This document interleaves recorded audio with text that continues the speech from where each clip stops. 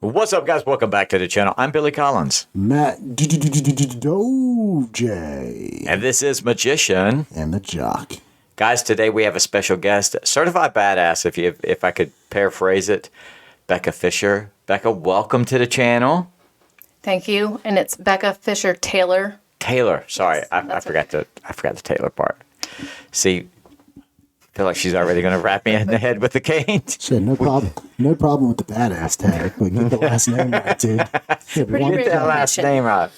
Oh, So you, Becca's story is pretty remarkable because you had a stroke. Well, let me first say that Okay. my story is not done yet.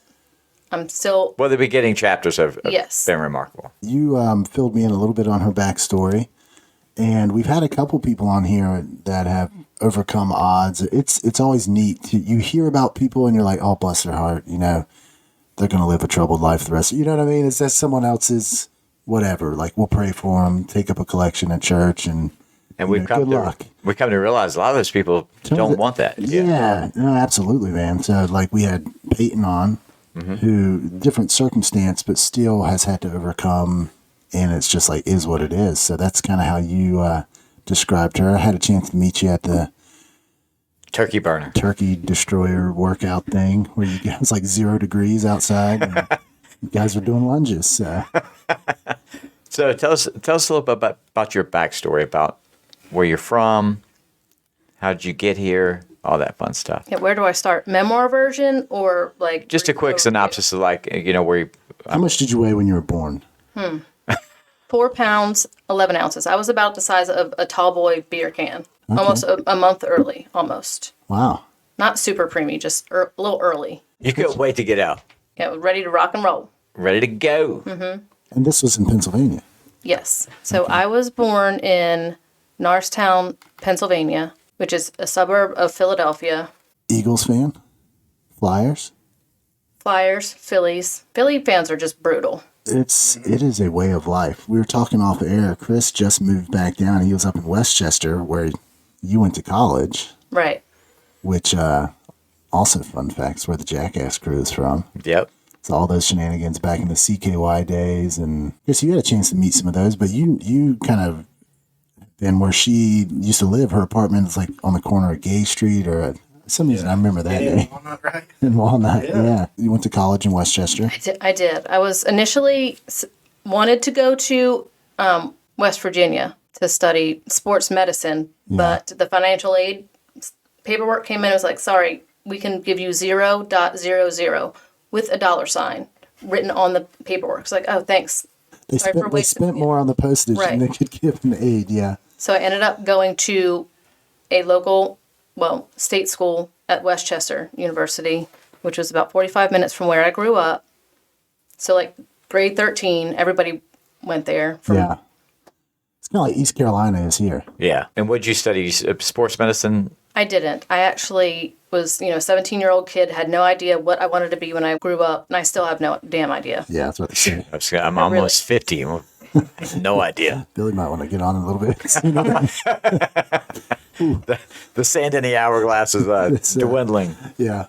So after college, you went right to work. Did you? I did. What'd you major in Psychology. psychology? Yes. Just general psychology. And I worked in Downingtown, which is another town right near Westchester, for several years at a group therapist partial hospital program. Group therapy. What, like, the And, name sound like, I know one-on-one we had Carly on, Yeah. who's a psychiatrist or psychologist or something like that. But that's a one-on-one. What's the difference? Obviously, a group implies more than one. It's more about like bringing everybody's stuff together and Yeah. working on it together as a team versus just feeling so lonely. Would group therapy be like AA? Is that the same thing or? It could be comparable. Yes. My best friend actually ran the drug and alcohol group. I So- was with the seniors. So the older adults and some younger kids that were teens. Yeah. It was fun. I love psychology. I know. We often talk It's about just psychology. it's so just fascinating. the study, because we had a talk the other day when you were in the pool about the study of the brain and how each side controls the other, and Right. the firing and the skills and all that jazz. How many women do you talk to at the pool that's trying to get a workout in? It was like, hey, Well, that's what I do. cannonball. They can't run from me. Billy talks to every girl at the pool, but he's still fully clothed. That's right. He's the guy with the shirt on at the pool. God, there's always one. The guy at Caddyshack. So, after school, you went to work, and how did you end up here in Eastern North Carolina? My husband. Okay. So at the time, being around 20 some years old, few years worked in the area in Westchester area and grew up a little bit and was really into the like local music scene Oh, yeah. in Westchester specifically and Delaware. For anyone that doesn't know, like, go visit Westchester. It is a... I never knew it existed until... Because we have an office up there. And I'm like, man, this place is pretty rad. The college and then the bar scene. It's pretty awesome down there. I'm not going to lie. We should take a road trip. No, I wouldn't say it's that awesome. It's comparable. But no, it is really cool. That's a cool place to be, especially fresh out of college. Right, 21 years old. I graduated college, my undergrad, in 2004 Okay. and stuck around for a while. And like I said, was just kind of hanging out with a lot of really great people. Still have a lot of really great friends from that area. And one in particular, her name is Melissa. Call her Mel. She's from Delaware, and she would book local bands. And she being one of my really good friends, she had booked a show in Newark, Delaware. So I went to support her, even though I had to work the next morning. I was like, but I'll go. Yeah. And so I went and parked and was trying to find her, knowing where she was with the band that she had booked. And I was walking down the street, and here come like 4 guys walking towards me, and I spotted this man, young guy he was probably 32 at the time. I was 25. Yeah. And That's your husband now. Or, yes, because one of the guys I knew, the drummer in their band at the time, I had met before. And so I was like, let me stop them and say hi. Because Sam, the one who I had spied, I just sideburns down his neck into his chest hair, long hair, blue eyes. Really? Whoa. Wow. So I stopped him to say hi, and I said, hey, Jason, who was the drummer, and he looked at me like, who the hell is this girl? I know him. I'm gonna suddenly take interest in this drummer so I can get next to this Basically. tall glass of water. Yeah. did he play an instrument? Was he like a band member or something? So Sam, yes. Yeah. Their band was called Caltrop, and they were playing at this place called the East End in Newark, and went there, and we all just kind of hung out, Yeah. got to see them play, and I believe that they had played with Valiant Thor that night, Oh yeah. and Backwoods Payback, which were other friends of ours. You know, Nate's a huge Valiant yeah. Thor guy. He's the one that always starts the show, and he's pretty much naked by the end of the show, right? The lead singer of Valiant Thor. I believe that's the same guy. Herbie? Yeah, he's like a hairy dude. Not a... Think like Burt Kreischer now. He does his comedy with his shirt off. Sure. That's how this guy... He's hilarious, but... Man, I love Valiant Thor, yeah. So, Fell in love with a rock star. Basically, yes. Plays guitar and sings, and he just kept giving me quarters to play pinball, which is what I wanted to do. When I went to a bar, I just want to be left alone and play video games or just kind of be on my own. But he stuck by me, hung out, and Just kept feeding you quarters. yeah, That's a rock star game right there. yeah. or your woman. I gave her some quarters. Can you break a 20, Send a please? pinball. Quarters. That's pretty awesome, though. So, did So he? he's on tour, and when I was leaving, he told me, he said, "You're beautiful." It's like, I think you're beautiful. And I was like, how dare you say something nice to me, basically. I was like, what? Yeah. Not used to that at all. We just hit it off and talked a bunch, and we dated long distance for about 6 months. And then he came back to visit me at Westchester as soon as their tour was done, and then we continued to date. And then it was like, I got to get out of here. Yeah. I moved to North Carolina, Chapel Hill, 6 months after I met him. He's a Moorhead native, and Yes, he grew up in Moorhead, went to high school here, Yep. and his parents were still living here at the time when we lived in Chapel Hill. And his parents built Wraps downtown, Yeah, heck yeah. and they ran the bookshop. Right on. So how long did you guys date before you guys ended up getting hitched? 7 years. Wow. Yes, we lived in Chapel Hill for about 6 years, looking for an excuse to get to the coast. Yeah. It's like, hey, man, I didn't move down here to live in the middle of the state. Yeah. I had gone back to school to get a graduate degree in agricultural education. And at the time, I was like, you know what? I want to teach horticulture. I want to teach kids where their food comes from and the importance of agriculture and farming.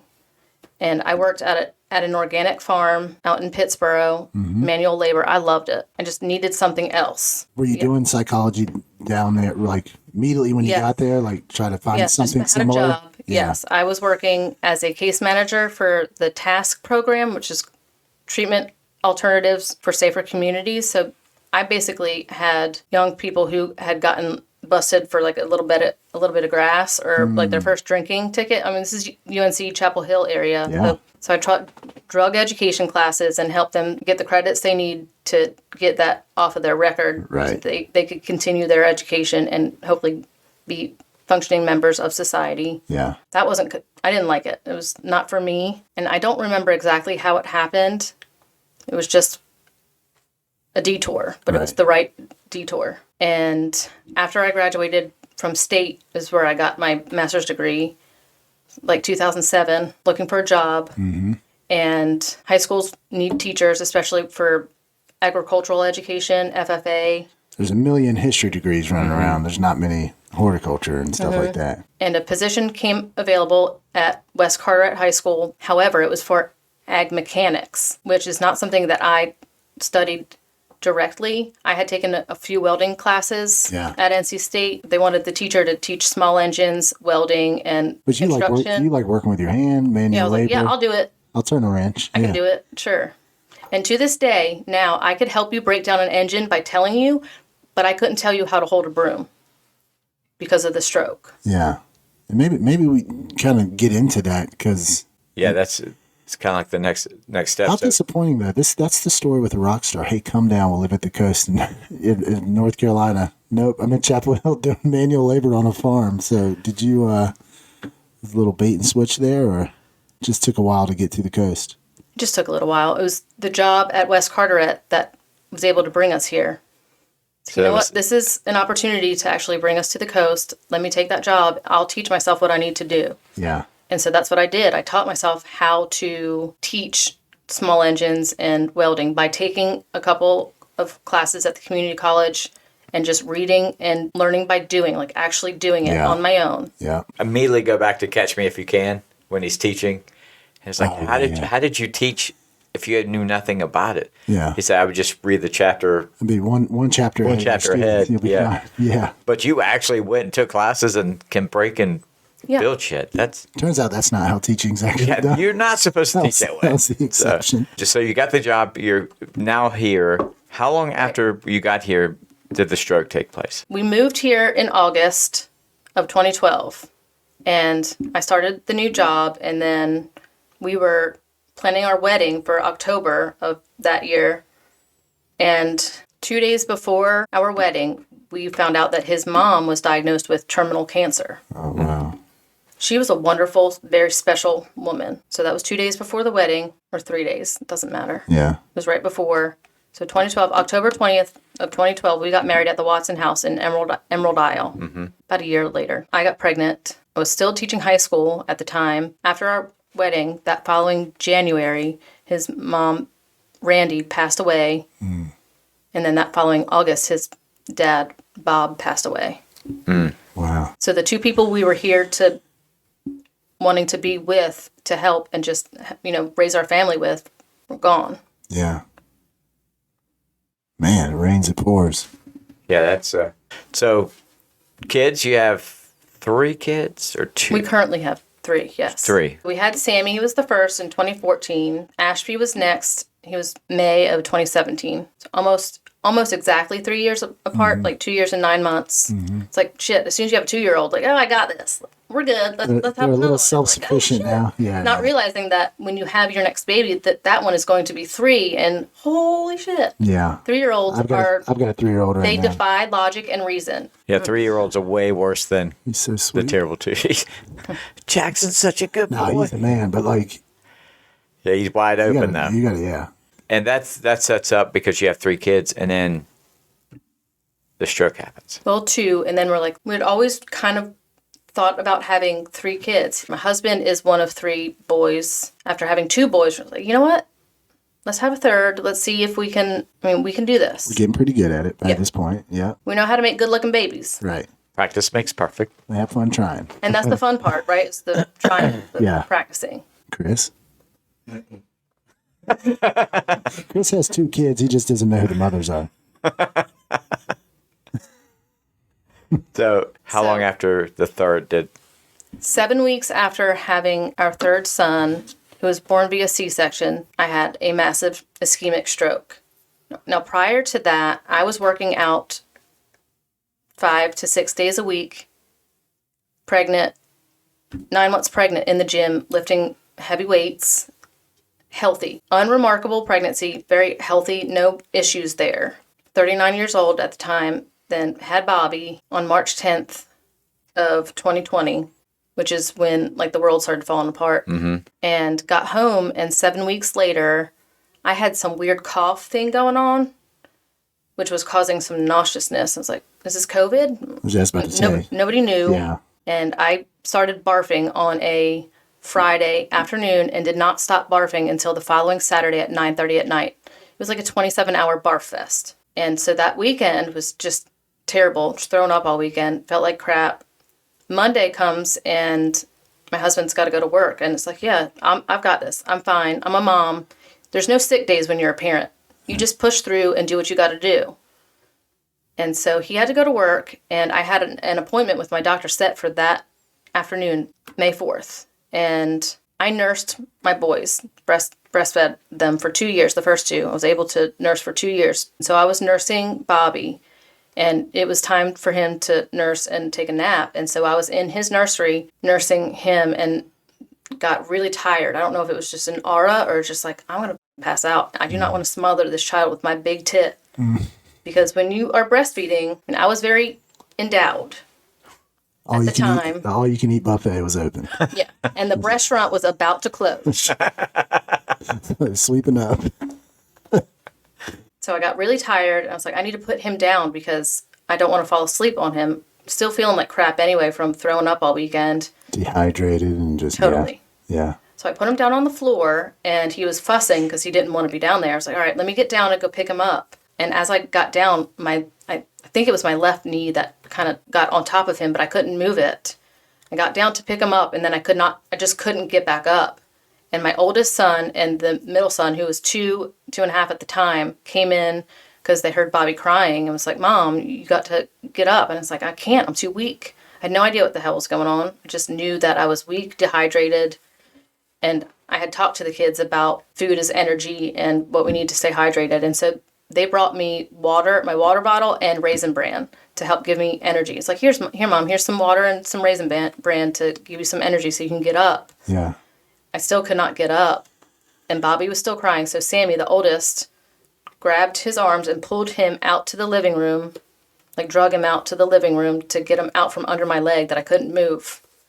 And Ashby laid down next to me. I just laid there. And my husband came home and walked in expecting to take me to a doctor's appointment and was like, what the hell, what's the baby doing on the floor in the living room? Where's my wife? And went back to the nursery and came and saw me on the floor, passed out with Ashby. He was 2.5 at the time. We were just passed out. He was able to wake me up. I remember being woken up, and he helped me get into the chair that I had been in earlier when I was nursing, and he asked me if I could move my arms, and I could not move my left arm. I could still move my right arm, but I couldn't. I was speaking fine. He asked me where my phone was. I knew exactly where it was, told him where, and he just called 911. And I remember them coming in, and I remember getting them putting me on the gurney and going out the front door and yelling to Sam that there was milk in the freezer. I had pumped and made sure that there was enough milk in the freezer just because. Nursing mom, that milk is gold. That- You don't mess with that milk. Put that milk on a pimple. It's Yes, it is. That was my job. Because a new father, you're trying to figure out how do I contribute. Where do I The fit baby in? doesn't want me at all, so milk was my duty. What do you mean milk was your duty? What exactly did you do? Did you pick the baby, feed the baby, bottle? Or I held the buffet. Someone's got to keep the restaurant open. We had to spice up our relationship. Yeah. When good times happen, milk happens. It's Yeah. all over the place. But anyways, so you were on the gurney. You had the presence of mind to be like, Yes. don't leave that fridge open, blah, blah, blah. Feed the baby. Yeah. Remember being in the ambulance and heading to the hospital. I don't remember much more than that. Wow. They life flighted me from Carteret to Vidant in Greenville, where the neurosurgery and neuro team took over, and my husband had to give permission over the phone to do a life-saving procedure, which involved cutting a piece of my skull out, craniectomy, to relieve pressure from my brain that was swelling. Because if your brain swells, it will kill you if there's not pressure relieved. So he gave permission and was waiting and waiting to hear how it went. And he got a phone call from the hospital chaplain, who introduced himself as the hospital chaplain. And he's waiting for a call. Right. You need to interview him. I couldn't. I'm just thinking that from a hold up. dad and a husband perspective, like coming Yeah. home, like, what the heck? First of all, why is the baby here? What is she doing? You're like, why is she on the floor? You know what I mean? Like, Your just the whole world, hopelessness. it's like the gears of you. I would think, I've never been in this situation, but your world's about to change, but you don't even know it's about No, to change. can we have You permission? see it in real time. Permission to cut your wife's skull up? I guess, yeah. Hey, I'm the Yeah. chaplain. What the hell is happening? You know what I mean? Like, did they know at this point? Like, it was a stroke? Did they call that pretty early? Yes, Just they the did. arm So being not gone? only a stroke, because they did an MRI scan and took an X-ray. I had double pneumonia Was that the cause of the nausea? and the cough. Yes. Yeah. Okay. So I was still coughing. I remember them putting a mask on me because it's all COVID times. I thought they told me I had COVID. They must have been saying that we don't know if you have COVID. We need to put a mask on you. But I confabulated that someone told me that I had COVID. Yeah. Could you remember anything after that? When was the last time or the first time you could Actually, remember the situation? So they did the surgery and it was touch and go. They didn't know how it was going to take or if it would relieve the pressure. And thankfully it did. I was on a ventilator for 11 days and in the ICU, and then was able to come off of the ventilator and had a feeding tube up through my nose, down through my throat, into my stomach to give me nutrition, which I pulled out by myself. Yes, rare condition. It's called being a badass. That's disgusting. Yeah, it was gross. Is it badass or being disgusting? It's like, what is that? Is there a difference? Give me food. I don't want this hose in my nose. Yeah. And the thickened liquids. They didn't know if I could swallow Right. or speak really. Yeah. So they had to put that in there. So what I remember is waking up and I had a helmet on. I'm like, what the fuck is this? First of all, I could just see her. Right, they're like, we didn't know if she could speak, and you're like, what the is this hose doing in my nose, mother? Give me a piece of steak. 3-year-olds like feeding Raisin Bran through the hose. Sorry to make light of it, but No, we can do that now, which is yeah. lovely. It's now I'm in a position where I can look at how absurd some of these things are and how hilarious it is. yeah, It's like, thank you, Jesus. right, I'm not kidding. It's amazing. yeah. Was there ever a time where you're just like, okay, I need to get up and let's start doing the rehab, or did you wait for them to tell you? Well, it was a combination. So at Vidant, they have an inpatient therapy program, which is wonderful, so that I could be kept as a patient there and on monitors and with the IV and all that, still with the feeding tube and just connected to medical everything. And then do therapy. They had people coming into my room to help me try and sit up. I could not sit up. I had to wear a ring around my neck to keep my neck straight. Even to this day, it's hard for me to sit up straight. It takes all of my energy just to sit up straight, hold my head up. I have to think about it all now. Everything, just from just sitting, I have to think about, and where am I looking? Or I'll go like this because it's easy to just sit like this. Gravity will just kick in. Yeah, Right, gravity always wins.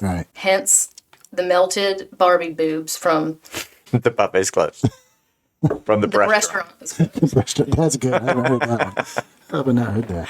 So then you go when they tell you, okay, it's time to start the rehab in house.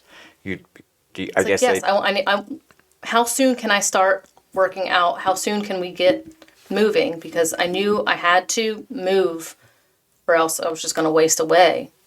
And thankfully, there's, a board that has the date in your name and they have goals there. I was like, I can deal with this. Yeah. Goals. Mm-hmm. That's how I roll. Like, I need to set goals to keep moving. One of my first goals was to be able to go to the bathroom by myself. It's like, I am not going to be in a wheelchair and I will not be a burden to my husband, who now has 3 young boys and a wife to take care of. Hell no.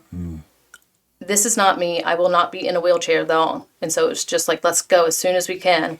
And I remember talking to Sam on the phone. He's like, just do everything they tell you to do so that you can get into this rehab program. And so I did. Leave the damn tube in. Stop pulling the tubes out. For the love of God. Like, be a good girl. Like, That's right. Seriously. it was scheduled to come out anyway because I had passed a few tests. I mean, they not shoved, but fed a camera down my throat to make sure there was nothing wrong with my heart. Yeah. 'Cause we had no idea. I was 39 years old. Who has a stroke at 39 years old? When I thought prior to this, for me, it was always older people or people that had comorbid issues that had strokes. We had an aunt who suffered a stroke now, like 6 years ago at the time. So we knew we had someone in the family who had a stroke. She was a little bit older, in her 60s at the time. But you were in the gym. Yeah. The day you gave birth, it sounds like, you were super healthy. active. Yes. And had the old man this like, you're is not scaring gonna me lifting happen. weights. Yeah. I'm like, well, then don't watch. Right. Were there any dark times where your mind just immediately just goes into, I just want to shut down? What's the point? Yeah. Yeah, it's like, I'm tired. I don't want to struggle anymore. And it's a 2-part question. When you hit that point, what brought you out of it? What did you think of that said, you need to shut your mouth? I'm a fighter. Let's go. Well, initially, there was still a lot of like just shock and like, what the f- just happened? And I wouldn't necessarily say it was like the denial part, but maybe there was a little bit of that. I just didn't comprehend really what had happened. It was a very flat affect, not very emotionally open to my therapists or my nurses. It was cordial, nice, but did not connect with anybody right away. It was just kind of like, what the f- is going on? Where am I? I don't know that there was any initial, like, super dark period. There are times occasionally that happens. Mm-hmm. And those are, on my worst days, I am reminded how little I know of life in general. But on my best days, I can give thanks for all of the pain and suffering that we have been through together as a family and individually. And like, they're literally tears of joy. I'm crying not because I'm sad about this. It's because I'm thankful that I'm living through this. Right. Very reminiscent of the interview that we did with Peyton. Yeah. It's that quote, I was sad I didn't have shoes till I met someone who didn't have feet. And it's like just that perspective of there is always someone that's worse has off. it worse, Yeah. or I could be way worse off. And the hospital's really good with their timeline or whatever, because they know if they just let you sit, most people would just shut down. Like, what's the point? They're pretty good at, all right, let's, at least maybe initially. Yeah. I mean, that's what I've noticed. And I think there probably would have been a lot of other people in my position that would have been like, no, I'm good. But I'm a mom and have 3 young children and a wife. Like, that's my identity. When you go into any kind of health issue, most people know who they are and what they're doing. I'm still figuring that out, and am lucky that I can now look back and kind of build that. Still working on it. Like I said, I don't really know what I want to be when I grow up. Yeah. This isn't a negative thing. It's a positive thing. I think you have a sense of stubbornness about yourself as well. Mm-hmm. And you're like, you refuse to be those people. Well, doctors will tell you that people who fight diseases and come out, they have that little bit of stubborn, like, no, screw that. No, I'm not taking it. We hear the story. Yeah, I was told I'd never walk again. And they didn't take that as like a death sentence. They took it as a challenge, Right. It's like, how dare you tell me I can't do something? Right. And That then, was not going to happen. I was never going to be stuck in a wheelchair. I was never going to allow myself to be stuck in a wheelchair This is if I could walk. This is temporary. Right. Yeah. We can work on this. Right. We can fix this. Not fix, but I mean the damage is permanent. It's that part of my brain is dead. So there's like some weird acceptance level there. But I was never, and I still, like, I'm not done yet. And I have proof of that. Even the nurses would come and I'm like, I'm not done yet. I got shit to do. I'm going on vacation. You know, I have not been on a vacation as a parent, as a grown-ass woman with my husband. We have not done that. We got shit to do. Like, this is not okay. I'm not okay with not using half of my body. Right. What do I got to do? and not only you're not in a wheelchair, you drove your ass here to the studio. Right. I was By given, yourself. I do walk with a cane still. It's part of my goals is to be able to not have to use the cane, and I don't have to use it, but it's better for me to use it for now, and I'm okay with that. I was given one of those pieces of paper where I could use like a handicap parking spot, and I was like, no, I can walk. I'm not going to park in a handicap only parking spot because I can walk. Park the farthest away and I'll walk. Do you still have that pass? No, I never got it. Oh, man. I had the I'm medical not too form. proud. That's a good spot. I'm Yeah, a lot of kidding. I'm groceries. kidding. I'm kidding. Yeah, because then you're like accepting it at that. Did you look at Right. it like that's, You're hey, like, well, I'm that means- labeling myself. Yeah. I'm Essentially. handicapped. That means I can't walk, but I can walk. So, no, I don't need that placard. Throw out that piece of paper that will allow me to get that hook for my rear view mirror. How much do you think being a mom helped? Because I mean, yeah, you're, shit ton. You're living when you're living for more than just yourself. It's a Right. different type of motivation, you know. Yeah, I mean, when you have babies, men and women, parents, they wake up every 2 hours in the middle of the night. Doesn't matter that you're sleeping. You get the fuck up and you go get that baby and you feed them. You do what you need to do because you are the one who is supposed to be doing that. Nothing is going to stop you from doing that. And nothing is going to stop me from continuing to be their mom as long as I'm alive and can do what I can do. I'm going to do it. Which that in itself poses some challenges, like we were talking about the other day, putting socks on your child or changing a diaper or making their food. I mean, those are all, I think sometimes fully capable people we ignore those or don't appreciate those situations. Do you find yourself appreciating that a little bit more? Definitely. But I also must say that I don't do this by myself. My husband has taken over the majority of those roles that I was doing before. I'm not able to change a diaper. I've tried, let me see if I can do this. Shit everywhere. Don't feel bad because I did the same shit. Literally. Literally. No. Yeah. But so Sam seems like he's a pretty remarkable human Yes. being. Yes. That's So he's taking care of the kids a lot of the time, plus working to support all of us. He runs his own business. what's he do? He runs a GIS company, so he makes maps using a GPS unit and often gets contracts with municipalities to map utilities like electric, sewer. He's the one putting I always see guys like spray painting different parts of the road or whatever. That's not him, but that's what I like. to Right. think He'll that go they- out and take a point from, like, the guys will come out and do the Yeah. markings, and he'll take points and put that into a computer system and make a map for the town. So he's done a lot of work for the town of Apex, and he was working on the state fairgrounds in Raleigh. And then the sky started falling, COVID. And That's an inconvenient time to have a stroke. hey, man, during a right? I'm pandemic. in the hospital by Could've timed it myself. better. Nobody can come see me. Yeah. So then, fast forward a little bit. I met you at the gym. I work out, and we'll work out in. Workout. And you basically are, I mean, I've seen you gone from barely walking to walking the parking lot by yourself. Mm-hmm. And that's On Thanksgiving. on Thanksgiving. That to me is pretty remarkable that in a short time span, because we're only talking 2 years this May since the stroke. And you're doing pretty remarkable things already. Yes. Did I you would ever go like on the to be- vacation now? No, not yet. Shit. That's what I'm man. saying. I'm not done yet. I'm gonna start my own merch and stuff. Let's Not do it. done yet.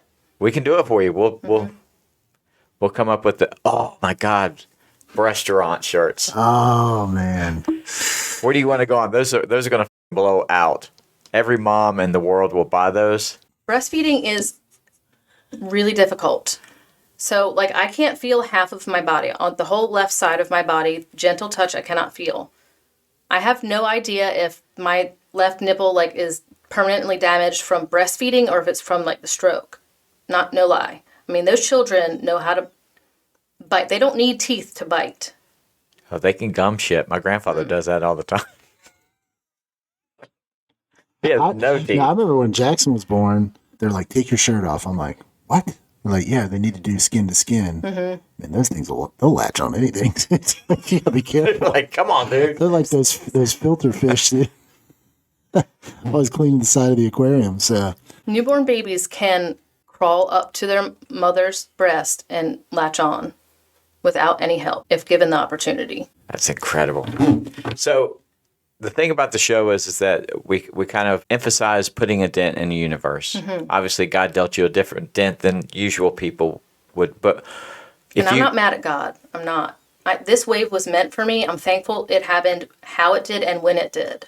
Because had I been younger, yes, maybe I would have recovered faster physically, but my mental, strength, right, mindset would not have been there. I wouldn't have been able to build my mindset at a younger age. And had I been older, I don't know that I would have recovered physically as well. So what other than this, what other ways do you think that you're going to put a dent in the universe? Is it going to be by your motivation? Is it going to be I gotta imagine there's a certain level of like, hey, there's other people going through strokes. Like, you know what I mean? It's the personal trainer who went through lost 200 pounds that now is on fire to help other people lose weight. Like, hey guys, it can be done. And no, Yeah. it sucks. We always talk about we're best positioned to help ourselves 5 or 6 years ago, wherever we were, right? That's who we're best positioned to help. Mm-hmm. For you, I mean, there's a lot of people that Can are I waking plug up like, my what the hell? fundraiser?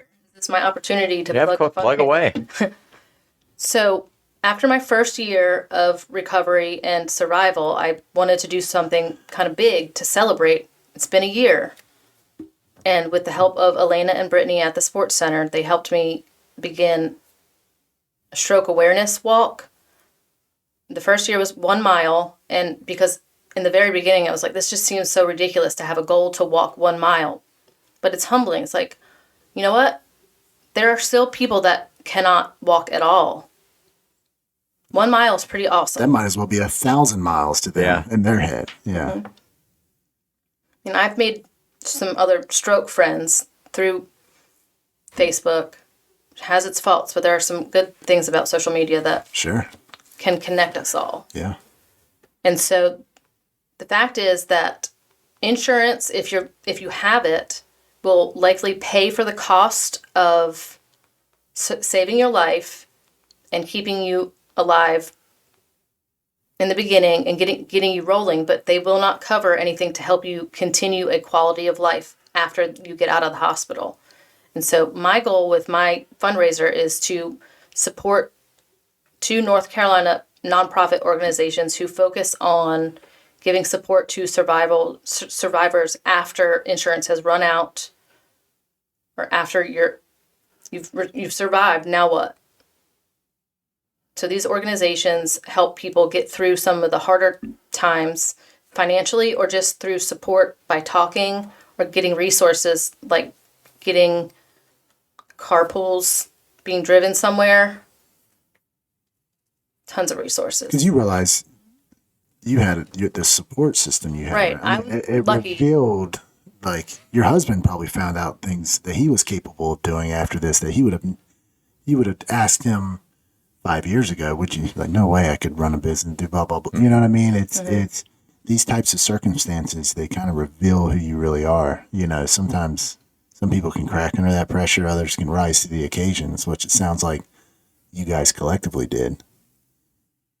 We've had a lot of support from family and friends. We've met a lot of great people over the years. And I mean, I really believe we are all connected. Yes, here's one of them. I'm kidding. So you're saying I'm the reason you're living. Billy's like, can I Pretty plug, much. Can I plug myself now? Can I? Perfect specimen, right? I'm a great man. I had the blood results to prove it. I'm a perfect specimen. So, but yeah, that's awesome. So when is the actual walk? So this year, because it's 2 years, it's still 1 mile because number one rule of brain injury, keep it simple.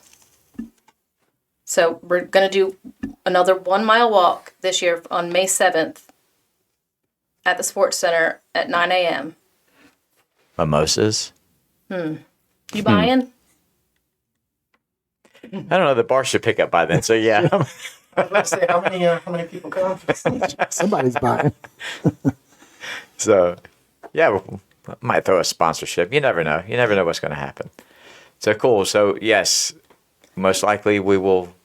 One of us, probably me, will be there to film while he walks because I walk Run. really fast. he's a fast walker, and he's very competitive. So he'll be like, "Get your ass moving, people! Come on!" He'll Hey, what laugh. does the Though. winner get? Is it a race? It is not a race. It's We're gonna make it a race. I'm gonna be. You guys can be at the finish line with like some tape. Like, yeah, they're like, Matt, It's not that type of that's race. the right place to do this. So cool deal. So Brittany is your trainer. Yes. Amazing.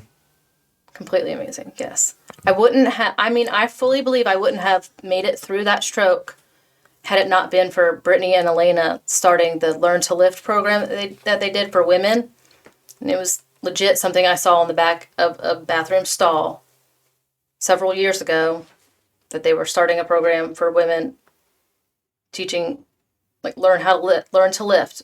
Basically, don't be afraid to go into the weight room and lift weights. You can lift more than those pink dumbbells, essentially. Because I used to personal train. That's Yes. for a lot of girls. They're like, I don't want to get bulky. I'm like, it doesn't work. Like, you need to. I mean, you showed like you were strong as hell, and something can happen just like that. Mm-hmm. So I am eternally thankful to those ladies, those women that continue to be a part of my support system. And I would not know what to do if I was by myself 3 years ago in the gym. I needed them to show me, and I still need help. I mean, like I said, I don't know what the hell I'm doing. I'm just, every day is a new surprise. Well, that's one positive way to look at it. Oh my gosh, it's amazing. Even though I feel like we're living in, It's the information age. Like you can find everything, but you just. What was it? I think it was it Freud who said like when he turned 40 or something, he's like he figured out just about everybody's winging it. You know, just some people have been winging it a little bit longer than others, but everybody's winging it. So, parting shots. I guess we can go back to what we talked about, how to help. How do you phrase it? The person 5 years ago. Yeah. If you could write a letter, go ahead. I'll let you describe it better. Well, there's kind of two ways to look at it. People will ask, hey, if you could write a letter to your 18-year-old self, what would it say? So that's I like that question, but I also like. We're always like forward thinking too. As you mentioned, goal setting, and we all have this image of a bigger and better self, accomplishing something, however big or small that is. And I like the exercise of 5 years have passed, everything you want to accomplish has been accomplished. You are that bigger self, and then that person somehow got in a time machine, came back, sat at this table. What would that person say to you?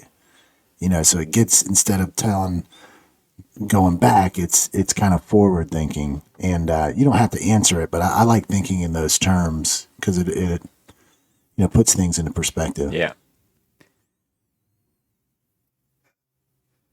there's a lot to unpack there. Sorry, it takes me a little bit longer because of the ADHD that I don't know if it's from the brain injury or exacerbated by the brain injury or if it's medication related. I have no idea. Or maybe I just drank too much alcohol this morning. So what letter would you write to yourself? I have no idea. No, I know. So like the ego part of me would tell my younger self, don't worry about, like, stop wearing so much makeup. Focus on skincare, put your sunscreen on, get in the gym, get your body healthy and fit, set good habits that will last you throughout your life. I mean, I worked out at that time, but I didn't know what I was doing. I wasn't lifting weights, that's for sure. Zumba works too. Be a work in progress. I mean, John Cena took that shit from me. I swear I had it first. Well, good. You got anything else to add that you want to tell people? Any motivation that you would like to talk to others about? I believe that we are all connected. I would not be here right now if it weren't for somebody else, probably, who knows, 5-6 years ago that I met that had this ball rolling. And I truly believe that we are all connected. Even the smallest interactions with people can set you on to the course you were meant to be on. So take each of your interactions with people genuinely. Be a good human. If you ask someone how they're doing, take the time to stick around for their answer, because you have no idea what impact you might have for them or on them. That's so interesting. Remember, Peyton's parting words were reach out. Like if someone pops in your head, reach out. He almost verbatim, like you never know the impact you're going to have. Yeah. That's very starting true. to notice some trends, you know.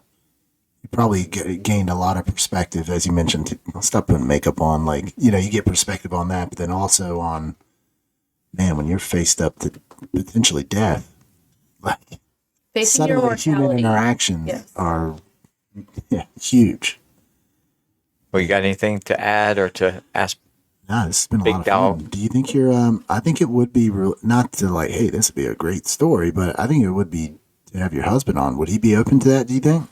Potentially, yes. We'll see how this one does. He, I mean, he's super busy, but he might be talked into it. I could see that being very, What does he drink? intriguing. PBR.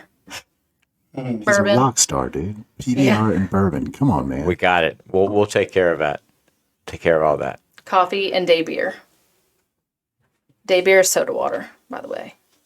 That's kind of what I've learned two things: restaurant and day beer. I know. This is awesome. We're the book of Becca. Two great T-shirts. She is a walking T-shirt. I'm full of shit, man. I'm serious. I am full of shit. So is Matt. So my eyes are brown. That's why I got brown eyes.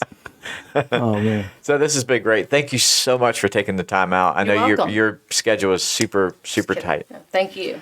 and we do appreciate you coming and sharing your story. I think it's going to help a lot of people. A lot of people are going to get something out of this. Like, not done yet. The story is not done yet. No, it's just different chapters. Yes. I often think that, especially when I got a divorce and new chapter, new women. I'm just kidding. Finally, the book started getting good. I know, right?